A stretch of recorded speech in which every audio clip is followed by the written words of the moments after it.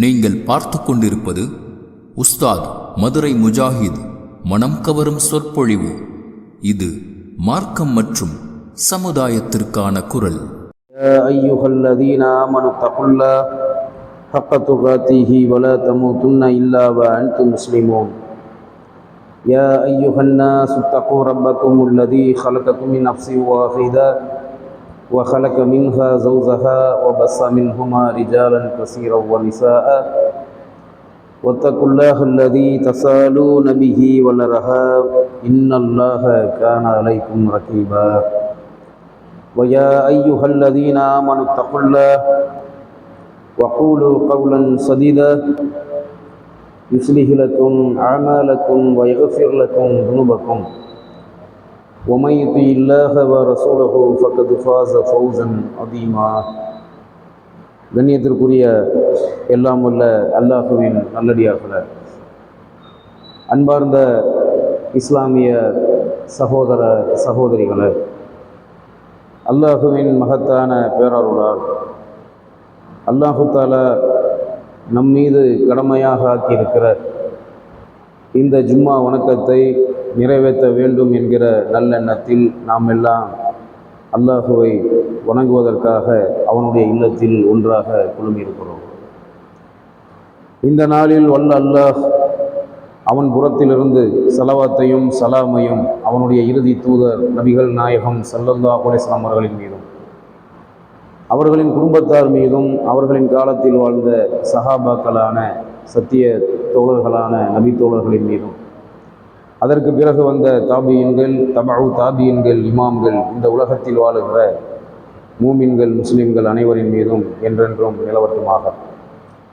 அன்பார்ந்த சகோதர சகோதரிகளே, இந்த ஜும்மாவுடைய உரையின் மூலம் நாம் கேட்கின்ற செய்திகளை நம்முடைய வாழ்க்கையில் கடைபிடித்து வாழக்கூடிய நன்மக்களாக நம் அனைவருக்கும் அல்லாஹ் அருள் புரிய வேண்டும் என்று பிரார்த்தித்தவனாக என்னுடைய இந்த உரையை ஆரம்பிக்கின்றேன். அல்லாஹு தாலா அவனுடைய வேதமான அல் குர்ஆனில் நமக்கெல்லாம் மிக பெரும் படிப்பினைகளாக மரணத்தை பற்றியும், மரணத்துக்கு பிறகு நாம் சந்திக்கக்கூடிய ஆகிரத் மறுமை வாழ்வை பற்றியும், இந்த உலக வாழ்வை பற்றியும் பல உண்மைகளை, பல அறிவுரைகளை அல்லாஹ் நமக்கு அவனுடைய வேதமான அல் குர்ஆனில் சொல்லி காட்டுகிறான். அல்லாஹ்வுடைய தூதர் நபிகள் நாயகம் ஸல்லல்லாஹு அலைஹி வஸல்லம் அவர்களும் கூட நமக்கு இந்த துனியா வாழ்க்கை எப்படி ஏற்படுத்தப்பட்டிருக்கிறது என்பதையும், ஆகிரத் வாழ்க்கை எப்படி ஏற்படுத்தப்பட்டிருக்கிறது என்பதையும் நபி அவர்கள் நமக்கு பல உண்மைகளை, அறிவுரைகளை அறிவித்திருக்கிறார்கள். மௌத்து சம்பந்தமாகவும், மௌத்துக்கு பிறகு ஒவ்வொரு மனிதனும் சந்திக்கக்கூடிய மறுமை வாழ்க்கை சம்பந்தமாகவும், மௌத்துக்கு பிறகு மனிதர்கள் சந்திக்கக்கூடிய மன்னரை வாழ்க்கையான அந்த கபூர் வாழ்க்கையை பற்றியும் அல்லாஹ்வுடைய தூதர் பெருமானார் ஸல்லல்லாஹு அலைஹி வஸல்லம் அவர்கள் நமக்கு பல அறிவுரைகளை, பல உண்மைகளை நமக்கு சொல்லியிருக்கிறார்கள். அல்லாஹ் நமக்கு படைத்திருக்கக்கூடிய மௌத் என்ற அந்த மரணம் நமக்கு எதை அறிவிக்கிறது? இந்த உலகத்தில் நாம் கண்கூடாக பார்க்கிற ஒவ்வொரு மௌத்தும், ஒவ்வொரு மரணமும் நமக்கு எதை படிப்பினையாக தருகிறது என்று சொன்னால், இந்த உலக வாழ்க்கை அற்பமானது என்ற ஒரு படிப்பினையும், இந்த உலக வாழ்க்கை அல்லாஹ் அவனுடைய வேதமான அல் குர்ஆன்ல சொல்வது போன்று நிரந்தரம் இல்லாத ஏமாற்றக்கூடிய ஒரு வாழ்க்கை என்பதைத்தான் ஒவ்வொரு மரணமும், ஒவ்வொரு மௌத்தும் நமக்கு உணர்த்தி கொண்டு இருக்கிறது. அல்லாஹு தஆலா அவனுடைய வேதமான அல் குர்ஆனிலே சொல்லுகிறான், பல் துக்ஸிரூனல் ஹயாத்தத் துன்யா வல் ஆகிரத்து கைரு வ அப்கா. இந்த துனியா வாழ்வை, உலக வாழ்வை நீங்கள் விரும்புகிறீர்கள், இந்த துனியா வாழ்க்கைக்கு நீங்கள் ஆசைப்படுகிறீர்கள். ஆனால் அல்லாஹ்விடத்தில் சிறப்புக்குரியது, நிரந்தரமானது மறுமை வாழ்க்கை தான் என்று அல்லாஹ் குர்ஆன்ல சொல்றான். அப்ப அல்லாஹ்வை பொறுத்த வரைக்கும் நிலையான வாழ்க்கை, சிறப்புக்குரிய வாழ்க்கை என்று சொன்னால் மறுமை வாழ்க்கை தான் அல்லாஹ்விடத்தில் சிறப்புக்குரிய நிரந்தரமான நிலையான வாழ்க்கை. அப்ப இந்த உலக வாழ்க்கை எப்படி ஏற்படுத்தப்பட்டிருக்கிறது? அற்பமான வீணான விளையாட்டாகத்தான் இந்த உலக வாழ்க்கை என்று அல்லாஹ் குர்ஆன்ல சொல்லி காட்டுகிறான். இந்த உலக வாழ்க்கை வீணும் விளையாட்டுமே அன்றி வேறில்லை. அப்ப உலகத்தை படைத்த அல்லாஹ்வே இந்த உலகத்திற்கு வாழக்கூடிய நமக்கு, இந்த துனியாவில் வாழக்கூடிய நமக்கு உலகத்தை படைத்து உலகத்தில் வாழ்வதற்கு மனிதர்களாக நம்மையும் படைத்து நமக்கு வாழ்க்கையை கொடுத்தவன் அல்லாஹ். இந்த உலகத்தை படைத்தவன், நம்மை படைத்தவன், நமக்கு இந்த துனியாவில வாழ்வை கொடுத்தவன் அல்லாஹ்.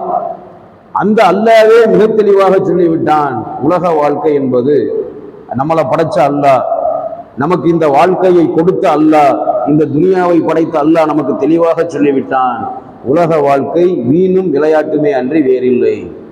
அப்போ ஒரு விளையாட்டு என்று சொன்னால் அதை நாம் எப்படி எடுத்துக்கொள்வோம்? விளையாட்டு என்பது ஒரு நாள் முழுவதும் விளையாடுறது கிடையாது, குறிப்பிட்ட சில மணி நேரம்.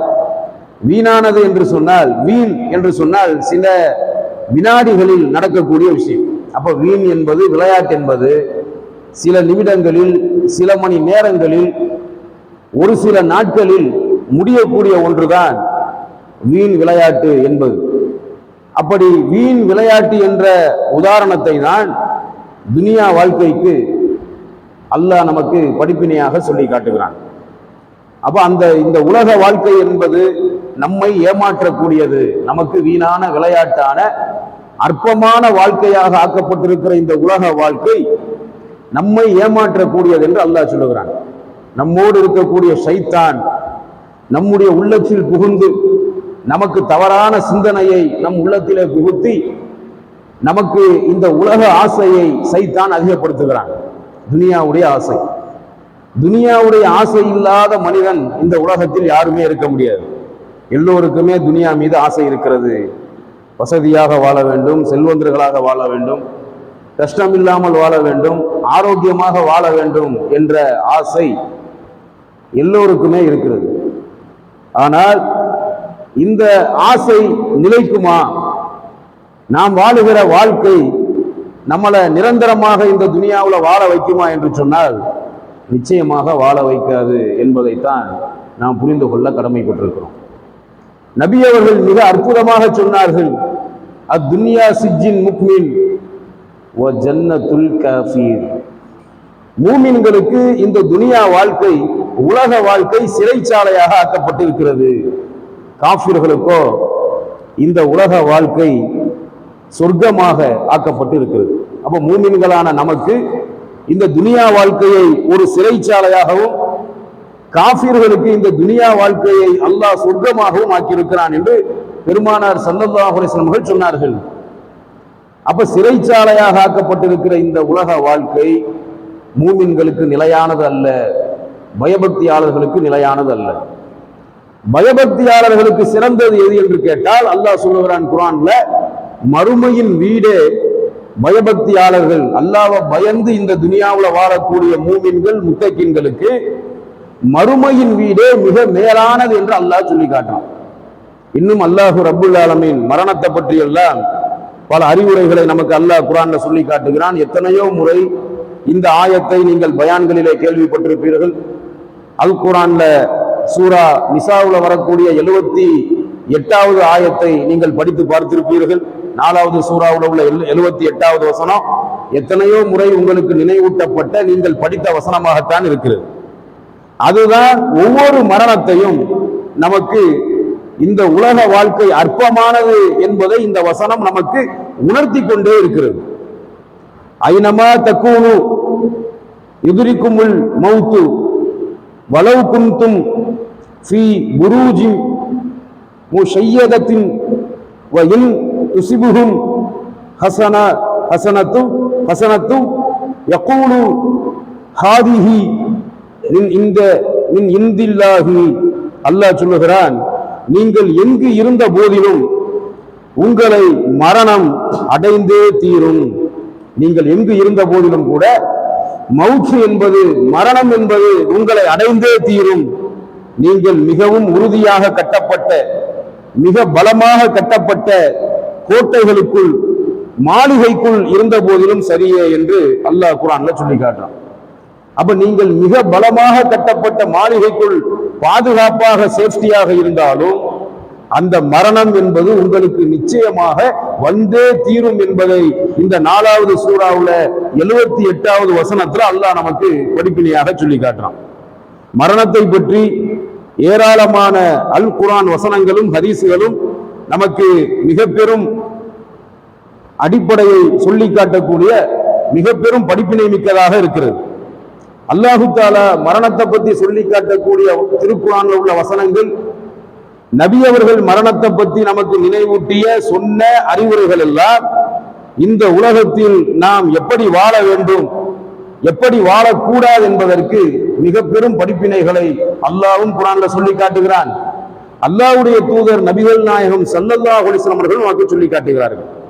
சூரா முனாஃபிகூன்ல 63வது சூறாவில் உள்ள 10வது வசனத்தில் அல்லாஹ் சொல்லுகிறான், வ அன்ஃபிகு மிம்மா ரஸக்னாக்கும் மின் கபுலி ஐ யஅதிய அஹதகுமுல் மௌத் ஃபயகூல ரப்பி லௌலா அخرتني இலா அஜலின் கரீப் ஃபஅஸதக வஅகும் மினஸ் ஸாலிஹீன் வலையு அஹிர் அல்லாஹு நஃப்ஸன் இதா ஜாஅ அஜலுஹா வல்லாஹு கபீரும் பிமா தஅமலூன்.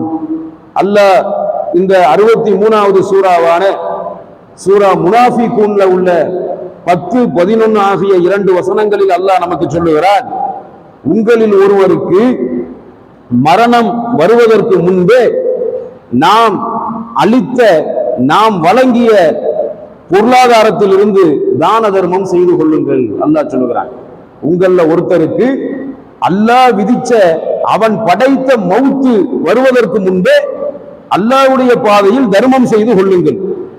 அப்படி தர்மம் செய்யாமல் சேமித்து வைத்துக் கொண்டு அல்லாஹ்வுடைய பாதையிலே செலவழிக்காமல் அலட்சியமாக அதை உதாசீனமாக கருதக்கூடிய மனிதனுக்கு மரணம் வந்துவிடுமேயானால், திடீரென்று மரணம் வந்துவிடுமேயானால் அவனுடைய நிலைமை மிக கடினமாக இருக்கும் என்று அல்லாஹ் சொல்றான். ஏன்னா மரணத்துக்கு வயசு வித்தியாசம் கிடையாது. மரணத்துக்கு ஏழை, பணக்காரன், ஆரோக்கியமானவன், நோயாளி, வயசானவங்க, இளைஞர்கள், எந்த வேறுபாடு, எந்த வித்தியாசமும் கிடையாது. 20 வயசு பையனுக்கும் மௌத்து வரும், 10 வயது சிறுவனுக்கும் மௌத்து வரும், 40 வயது 50 வயது நடுத்தர வயது உள்ளவர்களுக்கும் மரணம் வரும், 60 தாண்டிய முதியவர்களுக்கும் மரணம் வரும். அப்ப அல்லாஹ் படைச்ச, அவன் விதிச்சிருக்கிற மரணம், மௌத்து எந்த ரூபத்துல எப்படி வரும் என்று நம்ம யாருக்குமே தெரியாது. ஆனால் வர வேண்டிய நேரத்துல அல்லாஹ் எந்த தேதியில், எந்த மணிக்கு, எப்படி, எத்தனை வினாடியில் உயிர் பிரிய வேண்டும் என்று அல்லாஹ் விதிச்சிருக்கானோ அந்த நேரம் நிச்சயமாக நெருங்கிவிட்டால் மௌத் என்பது வந்துவிடும்.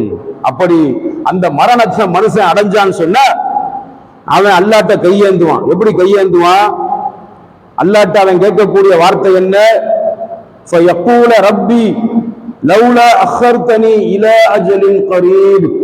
அந்த மனிதனின் வார்த்தை மரணிக்கிற நேரத்தில் மரணத்தின் வேதனையை தாங்க முடியாமல், மரண நேரத்தில் அல்லாஹ் தரக்கூடிய மலக்குகளின் மூலமாக, மலக்குல் மௌத் என்ற உயிரை கைப்பற்றக்கூடிய அந்த வானவர்களின் மூலமாக அல்லாஹ் தரக்கூடிய அதாபு, அல்லாஹ் தரக்கூடிய வேதனை இருக்கிறது, அது மாதிரி வேதனை உலகத்துல எதுவுமே கிடையாது. உலகத்துல மனிதர்கள் அனுபவிக்கிற வேதனைக்கு பெரிய வேதனையா எதை சொல்லுவாங்க?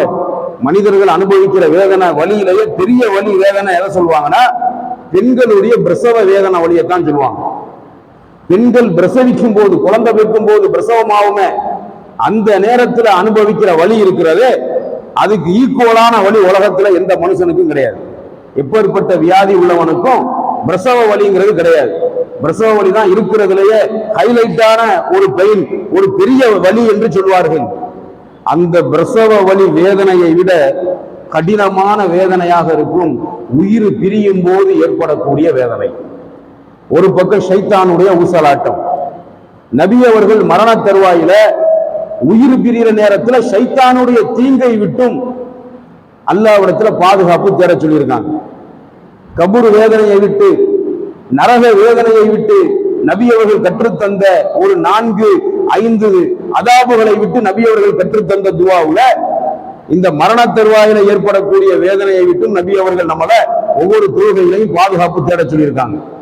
அல்லாஹும்ம இன்னி அஊது பிக்க மின் அஸாபில் கபுர் வ மின் அஸாபி ஜஹன்னம் வ மின் ஃபித்னத்தில் மஹ்யா வல் மமாத் வ மின் ஃபித்னத்தில் மஸீஹித் தஜ்ஜால். அல்லாஹ்ட்ட நாம பாதுகாப்பு தேடணும். ஒவ்வொரு தொழுகையிலையும் அத்தஹியாத்து ஸலவாத்து ஓதி முடிச்ச பிறகு ஓத வேண்டிய அற்புதமான அவசியமான ஒரு துவா. அல்லாஹ் கபூர் வேதனையை விட்டும் நான் உன்னிடத்தில் பாதுகாப்பு தேடுகிறேன், நரக நெருப்பின் வேதனையை விட்டும் நான் உன்னிடத்தில் பாதுகாப்பு தேடுகிறேன், மரண தருவாயில ஏற்படக்கூடிய வேதனையை விட்டும் சோதனையை விட்டும் நான் உன்னிடத்தில் பாதுகாப்பு தேடுகிறேன், தஜ்ஜாலுடைய மசீஹி தஜ்ஜாலுடைய குழப்பத்தை விட்டும் சோதனையை விட்டும் நான் உன்னிடத்தில் பாதுகாப்பு தேடுகிறேன் என்ற இந்த துவாவை பெருமானார் ஸல்லல்லாஹு அலைஹி வஸல்லம் அவர்கள் நமக்கு கற்றுத்தந்து ஓதச் சொல்லி நம்மை வலியுறுத்தி இருக்கிறார்கள். மற்றொரு ரிவாயத்திலே ஒரு ஹதீஸ் வருகிறது, மரண தருவாயில் ஷைத்தானுடைய தீண்டுதலுக்கு ஷைத்தானுடைய ஊசலாட்டத்துக்கு நான் ஆளாக்கப்படுவதை விட்டும் என்ன நீ காப்பாத்துன்னு ரசூலுல்லாஹ் துவா செய்ய சொல்லியிருக்காங்க. அப்ப அந்த உயிர் பிரிகிற நேரத்துல ஷைத்தானுடைய ஊசலாட்டம் தூண்டுதல் மிக கடினமாக இருக்கும், உயிர் பிரிகிற வேதனையும் மிக கடினமாக இருக்கும். அப்படி உயிர் பிரியும் போது ஒரு மனுஷன் அல்லாஹ்ட்ட எப்படி கையேந்துவான், என் இறைவா எனக்கு அவகாசம் கொடு, என் உயிரை வாங்கிறாத, எனக்கு என் மௌத்து இப்ப நீ தரக்கூடிய இந்த மௌத்தை கொஞ்ச நேரம் பிற்படுத்து, சில மணி நேரம் அல்லது சில நாட்கள் பிற்படுத்து. எதுக்காக நான் பிற்படுத்த சொல்றேன்னா, இவ்வளவு நாளா இந்த மௌத்த பத்தின சிந்தனையே இல்லாம, இந்த மௌத்த பத்தின ஒரு கவலையே இல்லாம அமல்களை நான் செய்யாம விட்டுட்டேன். நீ என் மேல கடமையாக்கிய அமல்களை எல்லாம் சரியாக முறையாக நான் செய்யவில்லை, தர்மம் செய்யவில்லை. எனக்கு இப்போ நீ உயிரை வாங்கிராம நீ அனுப்பிய மலக்குள் மௌத்தை திரும்ப போக சொல்லி எனக்கு நீ கொஞ்சம் அவகாசம் கொடு. அவகாசம் கொடுத்தா நான் தான தர்மம் செஞ்சு உன் பாதையில நான் என்கிட்ட இருக்கக்கூடிய பொருளை எல்லாம் தர்மம் செஞ்சு இன்னும் சாலிகான நல்ல அமல்களை செய்து சாலிகான நல்லவர்களில் ஒருவனா நான் ஆயிருவேன். இனிமே நான் கரெக்டா இருக்கேன், இனிமே நான் தொழுகையில குறை வைக்க மாட்டேன், தர்மத்துல குறை வைக்க மாட்டேன், எல்லா இபாதத்திலையும் சரியா இருக்கேன், எனக்கு அவகாசம் கொடுன்னு சொல்லி உயிர் பிரிகிற நேரத்துல அல்லாவை நினைக்காத, இபாதத்துகளை அலட்சியப்படுத்திய, அமல்களின் மீது ஆர்வம் இல்லாத ஒவ்வொருவருமே உயிர் பிரிய நேரத்தில் அல்லாட்ட மன்றாடுவாங்க, கதறுவாங்க. அல்லாஹ் அவங்களுடைய கதறலை ஏற்றுக்க மாட்டான், அவங்களுடைய மன்றாடுதலை அல்லாஹ் ஏற்றுக்கொள்ள மாட்டான். அவர்களின் துவா அந்த இடத்தில் மறுக்கப்படும். எப்படி மறுக்கப்படுகிறது? வலையு அஹிரல்லாஹு நஃப்ஸன் இதா ஜாஅ அஜலுஹா வல்லாஹு கபீரும் பிமா தஅமலூன். ஆனால் அல்லாஹ் எந்த ஆத்மாவுக்கும் அதன் தவணை என்று சொன்னால் மரணிக்க வேண்டும் என்ற அந்த நேரம் வந்து விடுமேயானால், நெருங்கி விடுமேயானால் யாருக்கும் அல்லாஹ் பிற்படுத்த மாட்டான். நீங்கள் செய்பவற்றை எல்லாம் அல்லாஹ் நன்கு தெரிந்தே வைத்திருக்கின்றான். எல்லா மனுஷனும் என்ன செய்யறான், என்ன நினைக்கிறாங்க அல்லாஹ்வுக்கு தெரியும். யாருக்கும் அல்லாஹ் அவகாசம் கொடுக்க மாட்டான். நீங்க வேதனையை அனுபவித்துத்தான் ஆக வேண்டும் என்பது அல்லாஹ்வுடைய ஏற்பாடு. அந்த மாதிரி கதறலுக்கு நல்ல ஆரோக்கியமான நிலையில இருக்கக்கூடிய, ஹயாத்தா இருக்கக்கூடிய நாம, உயிரோடு இருக்கக்கூடிய நாம அந்த கதறலுக்கு, அந்த புலம்பலுக்கு, உயிர் பிரிகிற நேரத்தில் ஏற்படக்கூடிய அதாபு வேதனைக்கு நாம் ஆளாகிவிடக் கூடாது என்பதற்காகத்தான் அல்லாஹ் நமக்கு சொல்லுகிறான்,